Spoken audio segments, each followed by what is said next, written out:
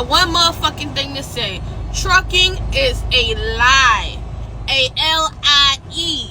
A motherfucking lie. They start off with the biggest lie. Oh, you gonna get to travel and see the world. Bitch, you gonna get to travel to another fucking truck stop. Another warehouse. You ain't gonna see nothing but a pretty scenery. Unless you wanna spend your trucking money getting out and Ubering and shit like that. You ain't about to see nothing. And then number two, these recruiters, they gonna sell you a motherfucking dream. They're gonna sell you a dream down a motherfucking stream talking about, oh, you're gonna start off at 75 cents a mile. Oh yeah, you're gonna have home time every weekend. You're gonna have easy runs. You're not gonna go into New York, New Jersey. Bitch, that's a lie. They got a job to do just like you got a job to do. And they got to make that skrill. So you know that shit that they saying ain't real. Hello. Then number two, then when you start trucking, you got these motherfuckers lying about, oh yeah, I make $3,000 a week. Now, some people do, but a lot of people be capped. A lot of people be capping and they rap. That's all I'm saying. And then they try to do all this comparison. Well, how much do you make? Oh, well, bitch, what the cheddar in my pocket, is that being put on your sandwich? Are you eating off my motherfucking cheddar? No. You feel me? I'm just saying, all this shit is a lie. Don't believe it. Don't believe it. I learned that too. It's a lot of cap on the gram, right? People selling courses trying to get people into the industry so they can make money. Meanwhile, the people selling the courses on the trucking industry got out of the trucking industry and they make money off of digital products teaching you how to get into the trucking industry.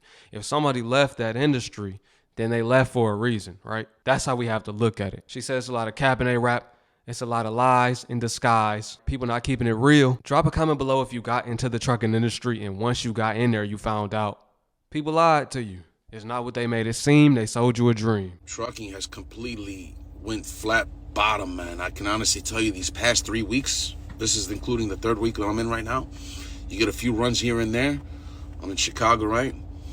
And it's getting bad. You know, I don't know, what do you tell your drivers, right? You just give them the whole concept of be patient. Obviously, watching the news, I'm not only a truck driver, I own trucks. I got drivers, man, you know? I don't know what else to say or do. Obviously, Trump is doing what he needs to do, right? On paper, it looks good. It looks right. But we're going to have to try to weather the tide, you know what I'm saying? But, man, I mean, it's getting bad, right? And I know a lot of people in other businesses that are complaining too, right? Everybody's watching the news, waiting for this whole situation to die down with this whole tariff thing back and forth. And I don't see no end in sight.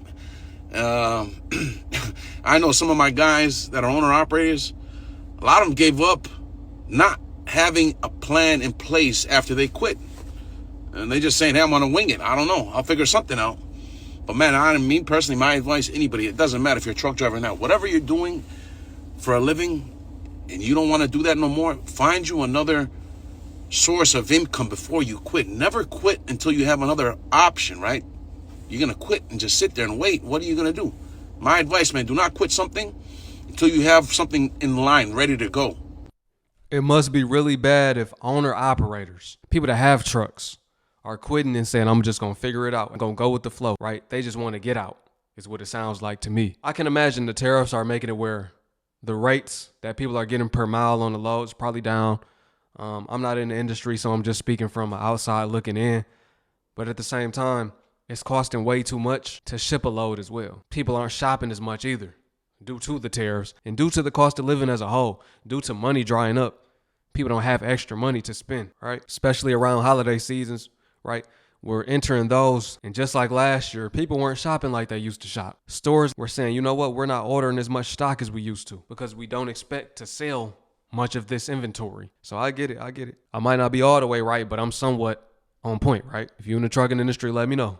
So if you are somebody that you know drives a truck, then this isn't any news to you, but I'm just now slowly starting to see articles catch up with what I've kind of already known about the trucking industry, and it's in trouble. I took notes, so let's talk about it.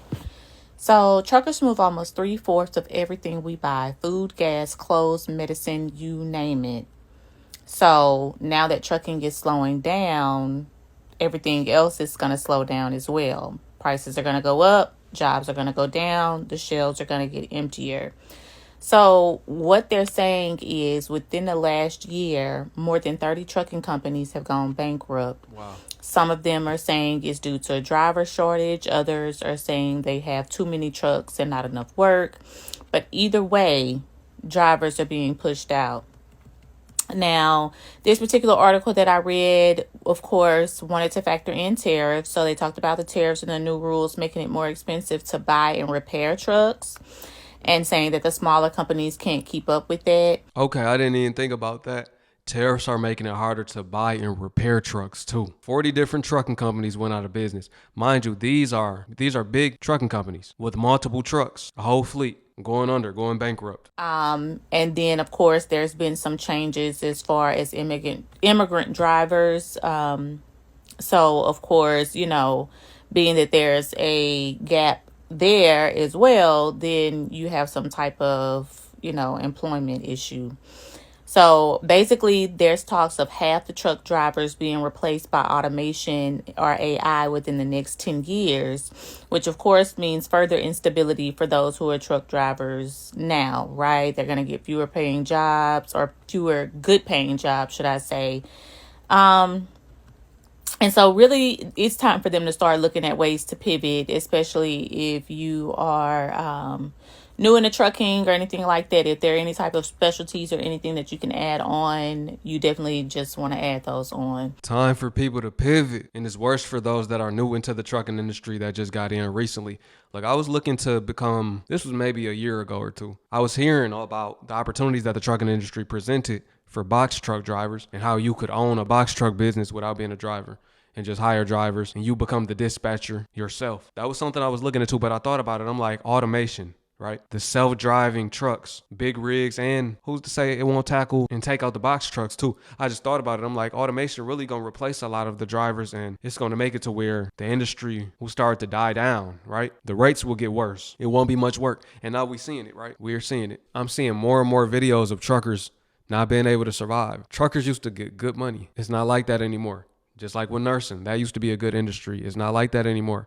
So if you guys start noticing, you know, the prices continue to surge, which of course we see that already, but along with fewer trucks on the road, it's not just the economy, but it's a big effect of what's happening around us. So just checking on your drivers, your warehouse workers, your delivery folks, like just, you know, ask them what their thoughts and opinions are. If they're noticing an uptick or are they seeing a downturn, you know, just talk to them, hear them out. Follow this page. I'll come with more things. I typically watch these trends to see what's going to be trending and what fields people can go into. So watch this page. Make sure you share this with a trucker you know, and then comment in the comment section. Do you think this is fair for truck drivers, or is it foul? Bye. All right, y'all. So let's talk about why the trucking industry is literally currently in the condition in which it is. First and foremost, I'm going to say this. The trucking industry is oversaturated with owner-operators and dispatchers that don't know what they're doing. Yeah. You get into this industry out of desperation versus inspiration, and you are operating out of a place of desperation. So therefore, brokers, shippers, receivers are playing on your desperation and your inability to know when to reject the load, right? Because at the end of the day, essentially, owner operators have the ability to turn this industry around, but because they are playing or are operating from a place of desperation, they're just taking anything, and they are causing the rates to go down. But not only that, as an independent freight dispatcher, you don't need a license, you don't need a certification, you don't need a LLC to get into this industry. You can get into this industry, and it's oversaturated with dispatchers that don't know what they're doing. Because I noticed that. I'm gonna let her finish, but I noticed that, and I didn't want to be that. I told y'all I wanted to be a dispatcher, but I'm like, I don't want to get in the industry and be a person that don't know what I'm doing for real. I just took a little course and I think I know something, and then I'm getting and causing the loads to be down. But I did notice an influx of inexperienced dispatchers and people saying basically they'll accept anything because they are at entry level. The dispatcher might be at entry level as well as the owner operator. Now the loads are down due to people being desperate. Like she said, they'll take anything pretty much, right? And that's what any industry. If you have an influx of people taking cheaper rates, why would we pay you when we could pay somebody else? Same thing happened with the photography industry, right? My brother a photographer, so I can speak on it. It's people in the city doing photo shoots for $100 and music videos for 100, 150, something like that, right? So if there's, just say, 100 people in a small proximity or a small area doing work for that low, and it's just as good, or it might be slightly worse, but look, they still getting it done, people gonna be paying them instead of paying the other person who you could barely tell the difference, and they're still getting it done, right? Or this person is getting it done more quickly. People impatient. They'd be like, I'll go ahead and hire him. Same thing with the trucking industry. You can get the load there same amount of time as this next person, cheaper. I'll just hire you. I'll give you the work. Now that makes the rates lower because it's over competitive, in so many words. That's my take on it. Essentially, your dispatcher is responsible for the success of your trucking business. And when you are a dispatcher that don't know what they're doing, you are causing more harm than you are help. So I say that to say, if you're an owner operator, understand this industry through and through. Understand your equipment types that's in high demand. Understand your area. Understand if you're in a rich and freight area. Understand if you're in a dry area. Understand how to pivot, right? Understand how to operate in a place of inspiration, and this is truly where you want to be. So you're going to reject what's not for you. If it's below your bottom dollar, you shouldn't be carrying that load. These brokers we have to start letting these loads sit for these brokers and these shippers to understand that it takes drivers and owner operators to make the world go round, period. And if you're operating from a place of desperation, they're going to play on that desperation. So therefore the rates are going to go down. So I tell my mentees, I tell my students all the time, the more information you have, the more knowledge you have, the more understanding that you have in this industry, the more you are going to succeed, the more you're going to be in that top 1 to 2% as an independent freight dispatcher, because the more information you have, the better. But when you get into this industry and you feel like this is going to be a get rich quick scheme, and you feel like you don't have a fiduciary duty to your client, and you don't really want to see your client win, and you just want to make another dollar, you are hurting this industry, and your client is not going to be in business long. So I say all of that to say, as independent freight dispatchers, it is very important that we are well versed, knowledgeable, understanding of equipment types, understanding of rich and freight areas, understanding of what equipment types are in high demand, understanding the area, understanding the commodities, understanding specs, things like that is so important. Understanding how to negotiate, when to not show your hand, when to play poker face, when to leverage, how to leverage, right? So there is an understanding in logistics that is important and imperative and vital for the success of your client. Hey y'all, so I want to tell y'all how it's been. I'm taking down my hair, but I want to tell y'all how it's been for me since I quit trucking, and kind of like where I'm at with it. So I quit trucking like a month and a half ago, and I literally just told my company to get me to the yard, and I just didn't come back. But the first few days I was thinking like, what am I doing? But it's gonna be uncomfortable. It's gonna be uncomfortable switching from something you're used to and then trying to go into another chapter. Yes, I did miss my truck. I missed, being in a truck by myself, doing my little thing. Like, of course, I missed it. But as the days went by, I started realizing, like, damn, I missed my home. Excuse my language. So I was enjoying time being home. And then I already had something planned. Like, that's the difference. Like, before I quit my job, I already had a plan to stop trucking.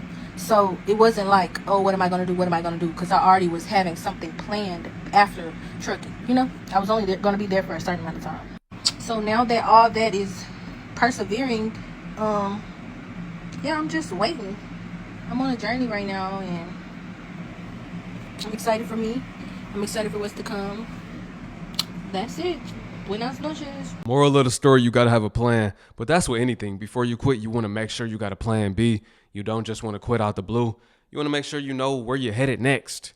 Don't just quit off the whim and then don't know nothing. That's terrible. That's a horrible thing to do, right? You want to make sure you got it together, and that vehicle that you're using next will still get you to the destination that you need to go. And I'm not talking about a car when I say a vehicle. I'm talking about your next means of income. Look, this was a quick video. I want y'all to drop a comment below. Let me know what y'all think about this one. What do y'all think about the trucking industry? Specifically, I would like to hear from my truckers. How's the industry compared to when you first started and right now? How are you doing, especially if you're an owner operator? How's your business doing with all this tariff talk? I say talk because 1 minute is tariffs, the next minute is paused or delayed, the next minute it's on full force. So how has that been affecting your business or you as a driver, right? If you're just a driver and don't own the company, you're not an owner operator, how has it been affecting you overall? I would like to know. I would like to hear your opinion, your input. I appreciate y'all for checking in. Peace to my Hebrew fam. Shalom. I will catch y'all on the next one. If y'all would like to see more videos like this, drop it in the comments below as well. All right, I'm out of here. Peace.